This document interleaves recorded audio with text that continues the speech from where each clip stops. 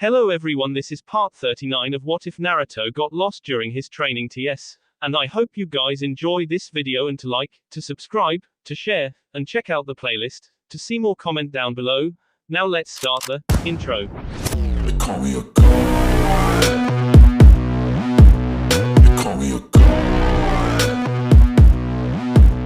They call me a god.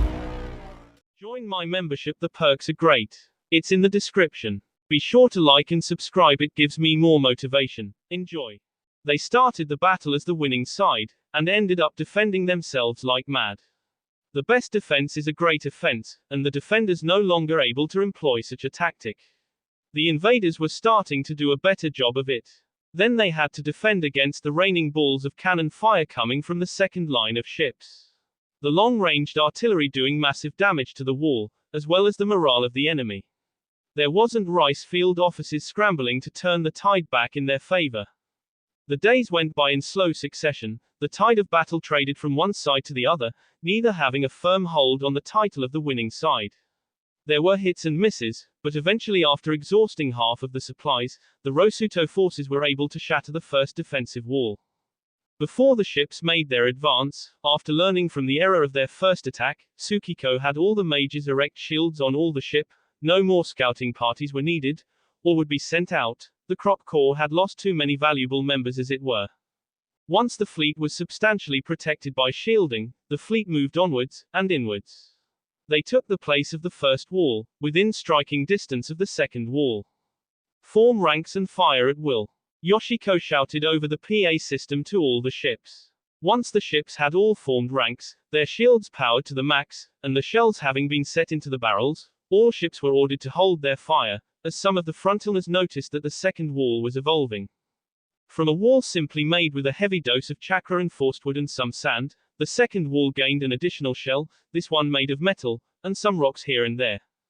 Orochimaru had deployed another one of his experiments. These people had the power to simply create metal out of the earth around them. The manipulation of the earth was refined enough that they were able to coat the wall in an additional shell, of chakra enforced and enhanced metal. The gliders were taken out of the skies, and the launchers formed ranks on the wall, ready to overturn any approaching boats by hitting the water underneath with explosive kunai, and other such things. Second row, count of 1 to 6, Tsukiko ordered over the radio, every number 1 power up using fire, 2 water, 3 earth, 4 wind, 5 lightning, and 6 neutral. Hi, was heard over the radio. We need to see the strengths and weaknesses of that wall, do it stat. Yoshiko added, 1 round, 1 start, 10-minute intervals between elements. Begin. The officers could be heard from the ship's radios. After the number 1 ships fire their fire elemental chakra-powered shells at the wall, there was no visible damage. Assessment, Tsukiko called out through the radio to the frontliners. Heat levels have simply skyrocketed in the areas hit, rapidly cooling due to the people on the other side, an officer radioed in. The second set of shells were launched and hit the next to the first indentations. The water had a cooling effect, but somehow some of the gunners had added a freezing effect to their shells. Assessment, came Tsukiko's voice over the radio. Some parts are visibly falling off, the hot and cold areas that are touching are looking to be a little bit fragile, an officer observed. Then the third round was fired. The resulting damage was simply some deeper indentations on the wall. Normal damage was dealt to the wall, nothing more, nothing less.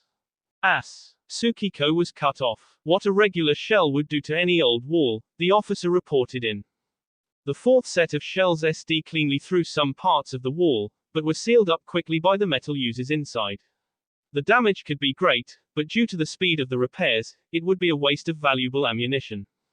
The fifth set of shells did not visibly affect the metal shell surrounding the wooden wall. But on the wall, some of the Rosuto forces could visibly see that some of the soldiers had been put to sleep due to the electric shock delivered by the lightning-enhanced shells. Hold fire number 6s. Tsukiko ordered, aim for the areas where the hot and cold touch. The regular shells hit their targets spot on, the resulting damage were scars on the wall, the inner wooden wall had been exposed for some reason. In those places the metal users were unable to repair the damage as quickly as when the wind-powered shells hit.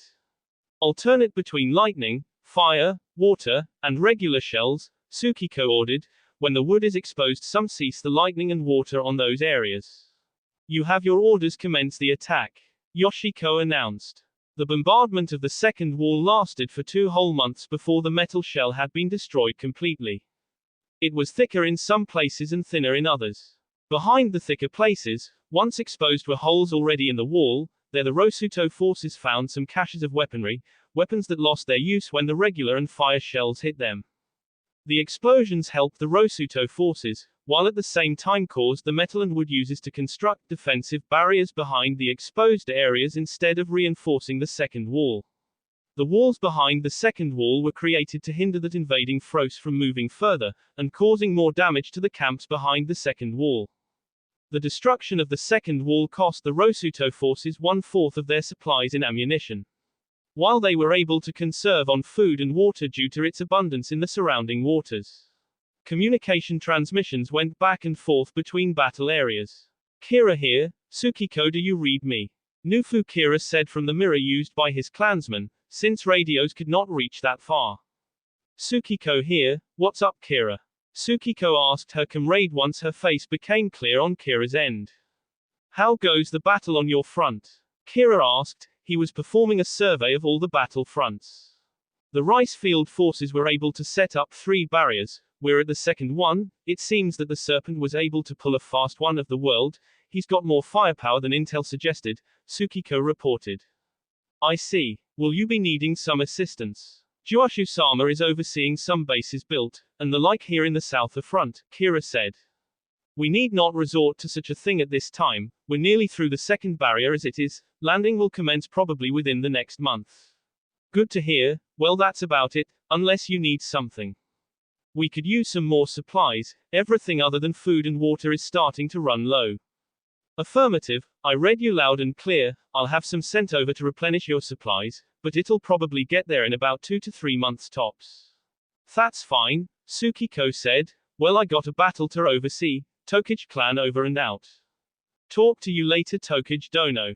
Once the second wall had been shattered to smithereens, the rice field forces knew when to retreat, but they left some of their people, as SS, to hold back the impending landing of the invasion forces. By the time that the supplies arrived for the Rosuto forces, they were still locked out of the land area. Complete landing had yet to commence, but thanks to the arrival of the added ammunition, the boats were able to make short work of the defending forces. Upon landing, the Rosuto forces let loose the dogs of war, or in this case the wolves of war, along with the rocks. Orochimaru had decided to break contact with the northern border, trusting them to hold that front, while he joined the high border attackers. As he believed that he needed some workout, he enlisted his protege to aid in the fighting down there. The third and last wall had no choice but to further fortify themselves, seeing as the last wall was the last line of defense against the invading army. An army that had already landed, and were busy setting up a campsite of their own. Unloading troops and supplies, while making strategies and plans on how to deal with the last obstacles in their quest of entering the country officially. The Rosuto forces decided that since the wall was inland somewhat, they would be able to use the cannons on the ships to minimal effect. Which resulted in the decision to use regular shells to add some indentations to the wall. The wall had received an upgrade. It had a double layer of metal, as well as a TSLE layer of wood. The mounted turrets were littered all over the top of it, with soldiers carrying their launchers on either side of the turrets, ready to fire on any suspicious character that made to even touch the wall. New plan, Yoshiko announced to the gathered officers, her mother leaving her in charge of the operation while she saw to the needs of the fleet. We will be using the rocks to drop some of our people on the other side of the wall. What will that accomplish? An officer questioned. By placing our people on that side, they will be vulnerable to attack. They will be looking for a frontal assault, not a backspring attack from their flank, she supplied. Once we have confirmation of a commencement of attacks from the inside, we begin scaling the wall.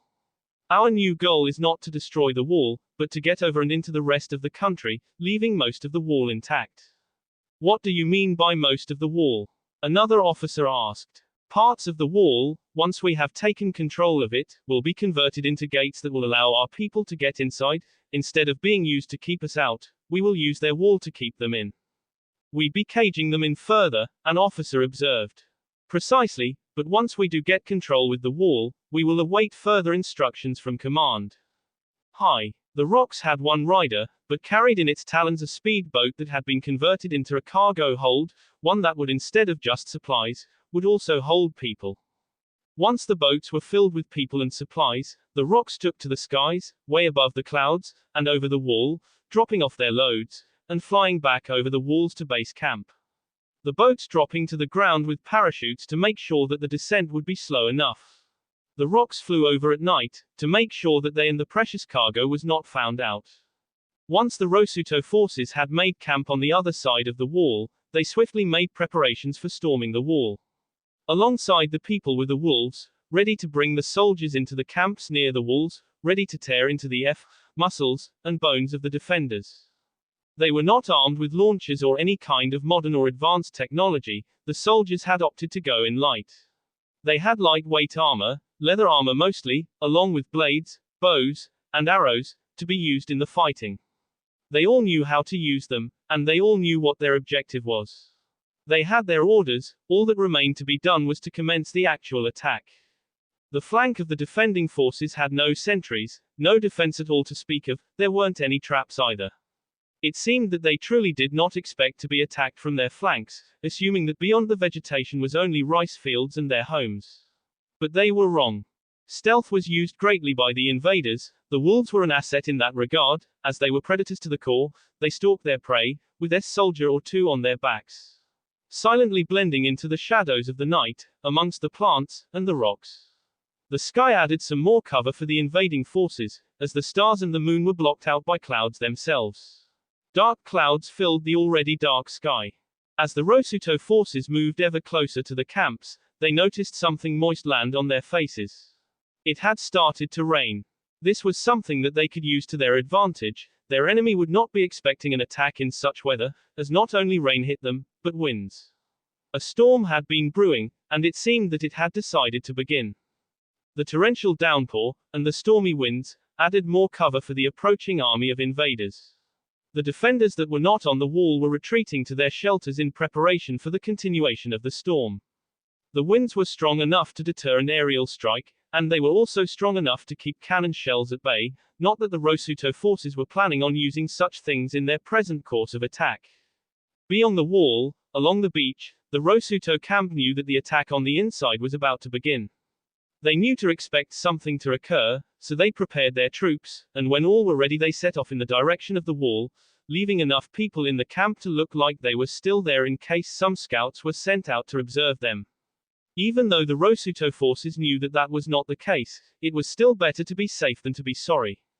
Each group stalked the wall camp in the night, slowly yet steadily making their way towards the goal. They prowled in the night, and even in the day, setting up the positions, the dark clouds overhead continuing to pour floodloads of rain, and the winds continued to blow ever stronger. The storm that had appeared had apparently decided to watch the that was sure to take place. Without anyone out watching the camps, the Rosuto infiltrators rushed into the camp, making their way to the tents. When all of those assigned to the tents were in place, the others, the ones left in the foliage, went about their assigned task, which was to shake the camp up, sowing a little bit of confusion and chaos into the minds of their enemy. Explosions rocked the camp, the turrets on the wall were made to face inwards instead of outward, the defenders on the wall rushed down to see what was happening in the camps. There was a need to know what had occurred. When they arrived, they were met with jaws filled with incisors. Once the turrets faced inward, the Rosuto forces on outside, the ones that had planned on scaling the wall, began their wall scaling plan. Launching grappling hooks, and pushing up ladders, they made their way onto the walls, killing the turret operators before they were noticed. They descended from the top of the wall, killing all that opposed them in the process, leaving not a single man or woman alive. When the rest of the defenders realized what was happening, it was almost too late. But what could they do? They had already been infiltrated. But due to the severity of the consequences of allowing the invaders to continue on to the rest of the beloved country, they decided that even if they were to they would be taking a lot of their enemy with them to the afterlife. The retaliation of the defenders was a vicious one. They knew that they were going to so they decided to fighting. They all entered some kind of berserker state, and just jumped into the fray, not caring how much damage they were receiving. All that mattered was that they battered the invading army. They went for attacks, while at the same time taking out a sizable chunk of the attackers. When Tsukiko and Yoshiko decided to enter the battle, they used their own blend of teamwork against the defenders. They weaved in and out of battle, taking off heads left and right, with their 4 katanas, not bothering slash or simply strike any other part of the boss of the defenders. Some of the defenders realized the importance of the 2 women, as a lot of the invaders were making sure that most of the defenders were unable to really make it difficult for the 2 women to go about seeing the defending forces. These people that noticed that importance of the 2 women strengthened their resolve to take down as much of the invading army as possible. Their main target were the 2 women. If even one of them were taken out of commission, then the invaders would lose some morale. The defenders were somehow able to signal their allies into converging on the pair of women. Attacks growing faster and stronger as each man and woman realized what their targets represented. The Rosuto forces were not too quick to notice the change in the battle atmosphere, until it was too late. The 2 women were surrounded, their protectors around them, and they were surrounded on all sides by the defending army of rice field country. The 2 women, realizing that they were stranded in the midst of a hell of a lot of the defenders, defended each other as best as they could, which was saying a lot considering that they were vastly outnumbered. Katanas flashing in the light of the lightning, heads rolled or flew off of shoulders. Still the defenders advanced, brandishing their weapons, and blindly attacking, not caring if they SD, all that mattered was that they take the lives of the 2 women that were fighting for the very lives against the odds. The Rosuto mages were the last to go over the wall, they were also the last to enter the fray, not finding much opposition, they were also the first ones to notice their commanders being surrounded and assaulted by the defending forces. The ones closest in position to their leaders charged up the magic that they held control over, and charged up attacks which they then sent in the direction of their foes, those that would dare try and harm the Rosuto royal family. Some of the other mages notified the rest of the ground forces on what they was occurring. This news made the invaders themselves grow bloodthirsty. When the battle first began, they were simply following orders, as well as believing in the cause of their superiors and rulers. But now, due to the decision of their enemies, they found a reason to become more violent. No one singled out the royals of Rosuto no Kuni at any time and at any place that a Rosuto citizen was also present in. The defenders realized too late that their strategy had in some way backfired on them, but even though they knew that their time was almost up, and that they would not be able to really take out a considerable number of their foes, they knew that they still had a chance of CSP-ing their enemy by taking out the 2 important women that were surrounded by them. No matter how many heads were separated from boss, they just kept coming. It was as if the sea had turned into people and had decided to try and swallow them up in the waves, send them underwater, and drown them painfully. Tsukiko and Yoshiko were finding it harder and harder to keep fighting, when they were not allowed any form of rest from the constant attacking and defending that they had to continuously perform. They were battling for their life, but such was war, an experience that they had thought that they had long forgotten. It had been roughly 1,000 years since they had experienced such a battle. The warriors of this new age did not seem to have what it took to be a match for the war veterans of 1,000 years ago.